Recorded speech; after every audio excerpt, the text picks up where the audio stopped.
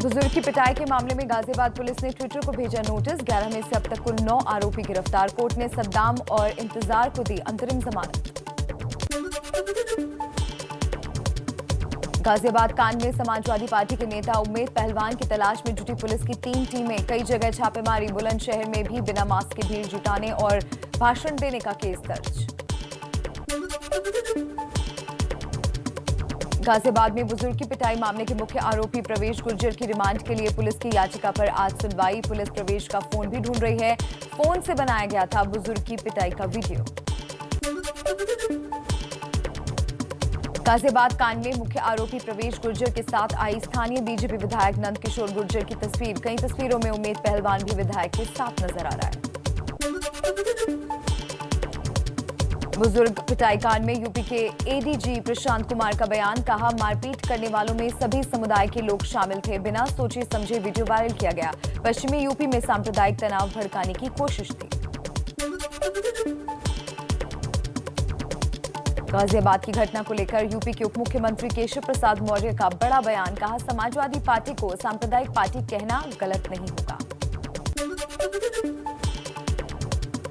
बुजुर्ग की पिटाई के मामले में यूपी के मंत्री मोहसिन रजा का बड़ा आरोप। कहा, यूपी में दंगा भड़काने की साजिश की जा रही है।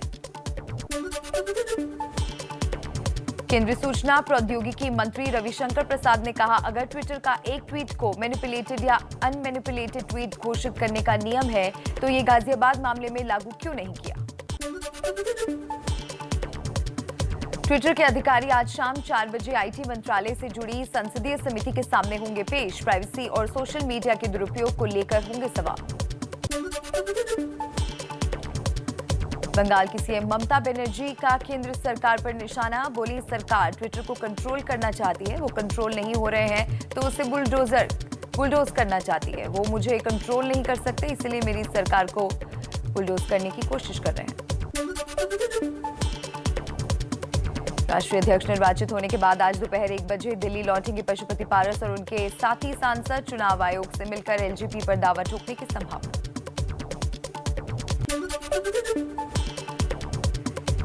एलजेपी में चाचा गुट ने पशुपति पारस को नया अध्यक्ष चुना। चाचा गुट की ओर से बुलाई राष्ट्रीय कार्यकारिणी की बैठक में पारस निर्विरोध निर्वाचित। पटना में सूरजभान सिंह ने किया औपचारिक ऐलान। एलजेपी का राष्ट्रीय अध्यक्ष चुने जाने के ऐलान के बाद एबीपी न्यूज से बातचीत में पशुपति पारस का दावा। कहा, मैं निर्विरोध राष्ट्रीय अध्यक्ष चुना गया, लेकिन ये मजबूरी में करना पड़ा। पार्टी के अंदर तानाशाही की वजह से ऐसा हुआ। पशुपति पारस के अध्यक्ष बनने पर बोले चिराग पासवान। कहा, निष्कासित नेताओं ने चाचा को पार्टी का अध्यक्ष चुना। पार्टी के 99% लोग मेरे साथ हैं। पार्टी के लिए कोर्ट जाना पड़ा तो जाऊंगा। चुनाव आयोग से पारस गुट को पार्टी का चिन्ह और झंडा इस्तेमाल करने से रोकने की मांग भी की। चिराग पासवान ने पारस गुट की बैठक को असंवैधानिक बताया। रविवार को होगी एलजेपी चिराग गुट की राष्ट्रीय कार्यकारिणी की बैठक। 2024 तक चिराग को पार्टी अध्यक्ष बनाए जाने पर लगेगी मुहर। एलजेपी में टूट को लेकर चिराग पासवान जल्द सड़क पर उतरेंगे। बिहार में निकालेंगे संघर्ष यात्रा। चाचा पशुपति पारस के संसदीय क्षेत्र हाजीपुर से हो सकती है यात्रा की शुरुआत। पश्चिम बंगाल के राज्यपाल जगदीप धनखड़ ने दिल्ली में गृह मंत्री अमित शाह से मुलाकात की। राज्य में कानून व्यवस्था को लेकर दी जानकारी। कांग्रेस नेता अधीर रंजन चौधरी से भी मिले। बंगाल में ममता सरकार और राज्यपाल की लड़ाई तेज। ममता बनर्जी ने कहा, राज्यपाल जगदीप धनखड़ को वापस बुलाने के लिए पीएम मोदी को 3 बार चिट्ठी लिखी।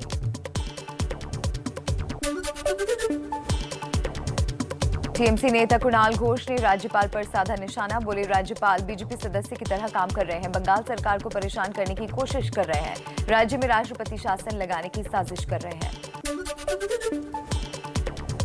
बंगाल की सीएम ममता बनर्जी ने कोलकाता हाईकोर्ट में याचिका दाखिल की। नंदीग्राम के नतीजों में गड़बड़ी के आरोप को लेकर शिकायत। याचिका पर आज सुनवाई हो सकती है। बीजेपी नेता अमित मालवीय ने ममता बनर्जी पर साधा निशाना। कहा, ममता ने जनता के फैसले को चुनौती दी है। उन्होंने दूसरी बार हारता हुआ देखना दिलचस्प होगा। यूपी में चुनावी मोल भाव शुरू। निषाद पार्टी ने बीजेपी को धमकाया। कहा, मांग नहीं मानेंगे तो अलग लड़ेंगे चुनाव। मन के मुताबिक सीटें और फिलहाल मंत्रिमंडल में जगह देने की मांग की है। दिल्ली के मुख्यमंत्री अरविंद केजरीवाल ने घर घर राशन योजना की फाइल फिर से उपराज्यपाल को भेजी। केजरीवाल ने कहा, हमारी योजना कानून के मुताबिक है, कोरोना काल में इसे रोकना गलत। एलजी ने कभी इसका विरोध नहीं किया। पंजाब कांग्रेस में अंदरूनी कलह जारी। सीएम कैप्टन अमरिंदर सिंह रविवार को दिल्ली में कांग्रेस अध्यक्ष सोनिया गांधी से करेंगे मुलाकात। कलह को लेकर कमेटी की रिपोर्ट पर दोनों में चर्चा होगी। पंजाब में आम आदमी पार्टी के 3 बागी विधायक कांग्रेस में शामिल हुए। कांग्रेस नेता हरीश रावत ने दिल्ली में विधायकों को राहुल गांधी से मिलवाया। दिल्ली में है तमिलनाडु के मुख्यमंत्री एमके स्टालिन। आज सुबह 10 बजे कांग्रेस अध्यक्ष सोनिया गांधी से कर सकते हैं मुलाकात। कर्नाटक बीजेपी में अंदरूनी कलह पर कर्नाटक प्रभारी अरुण सिंह का बयान। कहा, 2-3 विधायक पार्टी को बदनाम करने की कोशिश कर रहे हैं।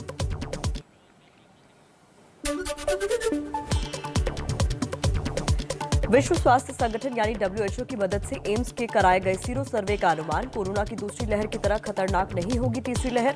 62% लोगों को हो चुका है कोरोना।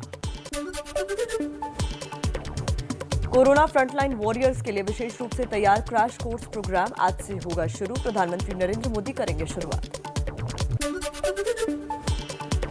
मुंबई, चेन्नई, बेंगलुरु समेत 9 शहरों में अब उपलब्ध होगी कोरोना की रूसी वैक्सीन स्पुतनिक वी। कंपनी ने ट्वीट कर जानकारी। डेल्टा प्लस वेरिएंट कोरोना की तीसरी लहर को बना सकता है घातक। महाराष्ट्र के सीएम उद्धव ठाकरे के साथ स्वास्थ्य विभाग की बैठक में विशेषज्ञों ने चिंता जाहिर की। कोरोना की तीसरी लहर को लेकर एबीपी न्यूज से बोले महाराष्ट्र के स्वास्थ्य मंत्री राजेश टोपे। कहा, सावधानी बरतने की जरूरत है, हमें इसकी तैयारी रखनी चाहिए। वैक्सीन को लेकर गांधी परिवार को लेकर बीजेपी के सवाल पर कांग्रेस का जवाब। सोनिया गांधी ने वैक्सीन की दोनों डोज ली। प्रियंका गांधी ने पहली डोज लगवाई। राहुल संक्रमित थे, इसलिए समय पर लगवाएंगे टीका। दिल्ली में लगातार कम हो रहे हैं कोरोना के केस। एक दिन में 158 नए केस सामने आए, 10 लोगों की मौत। कोरोना की संक्रमण दर 0.2% हुई। हरिद्वार में कुंभ के दौरान फर्जी कोरोना टेस्टिंग का मामला सामने आया। डीएम के निर्देश पर सीएमओ ने मुकदमा दर्ज कराया। 2 लैब पर कोरोना की फर्जी टेस्टिंग का आरोप। एमपी में गुना के जिला अस्पताल में कर्मचारी शराब पार्टी करते दिखे। ये सब हुआ जिला अस्पताल के कोविड जांच केंद्र में। प्रशासन ने जांच के आदेश दिए। सीबीएसई के 12वीं के नतीजों के लिए फॉर्मूला तय। 10वीं, 11वीं और 12वीं के प्री बोर्ड के अंकों के आधार पर तैयार होगा रिजल्ट। सीबीएसई ने सुप्रीम कोर्ट को जानकारी दी। 12वीं के नतीजों में 10वीं, 11वीं 30% और 12वीं में प्री बोर्ड और यूनिट टेस्ट के 40% नंबर जोड़े जाएंगे। सीबीएसई और आईसीएसई 12वीं बोर्ड के नतीजे 31 जुलाई तक आएंगे। 12वीं का रिजल्ट जारी करने के लिए आईसीएसई बोर्ड ने 6 साल के अंकों के औसत को बनाएगा आधार। सुप्रीम कोर्ट को जानकारी दी। दिल्ली के शिक्षा मंत्री मनीष सिसोदिया बोले, अगले साल भी 12वीं का रिजल्ट इसी आधार पर जारी होना चाहिए, क्योंकि कोरोना से हालात सामान्य होने में अभी लंबा वक्त लगेगा। डॉक्टरों पर हो रहे हमलों के खिलाफ देश भर में प्रदर्शन करेंगे डॉक्टर। काले कपड़े और बैंड पहनकर जताएंगे विरोध। इंडियन मेडिकल एसोसिएशन यानी आईएमए के हमलों के खिलाफ सख्त कानून बनाने की मांग। रायपुर में इंडियन मेडिकल एसोसिएशन यानी आईएमए ने बाबा रामदेव के खिलाफ केस दर्ज कराया। कोरोना काल में दवाइयों पर की गई टिप्पणी को लेकर मुकदमा दर्ज हुआ। हरियाणा के मुख्यमंत्री मनोहर लाल खट्टर ने गृह मंत्री अमित शाह से मुलाकात की। किसान आंदोलन को लेकर चर्चा हुई। बैठक के बाद बोले, आंदोलन चलता रहे, कोई दिक्कत नहीं है, लेकिन हिंसा और छेड़छाड़ होना ठीक नहीं। मनोहर लाल खट्टर के बयान पर बोले किसान नेता राकेश टिकैत। कहा, हमारा आंदोलन शांतिपूर्ण तरीके से चल रहा है। महिलाओं के साथ दुर्व्यवहार की घटना हमारे संज्ञान में नहीं आई। अगर हुआ है तो सरकार हमें बताए। दिल्ली के करीब टिक्करी बॉर्डर पर किसान आंदोलन में शामिल लोगों पर एक शख्स मुकेश को जलाने का आरोप। मुकेश की मौत हुई। अनिल विजबोले मामले में एफआईआर दर्ज हुई है, जांच की जा रही है। मुंबई के मनसुख मर्डर केस में जांच कर रही एनआईए ने एनकाउंटर स्पेशलिस्ट प्रदीप शर्मा को गिरफ्तार किया। कोर्ट ने 28 जून तक एनआईए की हिरासत में भेजा। सबूत मिटाने, साजिश में शामिल होने का आरोप। एनआईए ने प्रदीप शर्मा के कई ठिकानों पर छापेमारी की। घर से छापेमारी में एक रिवॉल्वर मिला। एनजीओ पीस फाउंडेशन से दस्तावेज और प्रिंटर जब्त किए गए। एनआईए सूत्रों के मुताबिक मनसुख हत्याकांड का मास्टरमाइंड था प्रदीप शर्मा। मनसुख की हत्या प्रदीप शर्मा के लोगों ने की थी। हत्याकांड में इस्तेमाल कार भी उपलब्ध कराई थी। एनआईए ने प्रदीप शर्मा के साथ 2 और लोगों को गिरफ्तार किया। आरोपियों का नाम सतीश और मनीष बताया जा रहा है। मनसुख हत्याकांड में अब तक कुल 10 लोगों की गिरफ्तारी हो चुकी है। एंटीलिया केस में बीजेपी का शिवसेना पर निशाना। राम कदम ने कहा, पूरे मामले में महाराष्ट्र सरकार के बड़े नेता शामिल हैं। एक के बाद एक शिवसेना नेता गिरफ्तार हो रहे हैं। मुंबई में ड्रग्स मामले में कोर्ट ने दिवंगत सुशांत राजपूत के दोस्त सिद्धार्थ पिठानी की जमानत याचिका खारिज की, लेकिन पिठानी को शादी के लिए पैरोल पर कुछ दिनों के लिए बाहर रहने की इजाजत दी। दिल्ली हिंसा मामले में कोर्ट के आदेश पर जेल से रिहा हुए दिव्यांगना नताशा और आसिफ जमानत के खिलाफ दिल्ली पुलिस की याचिका पर आज सुप्रीम कोर्ट ने सुनवाई।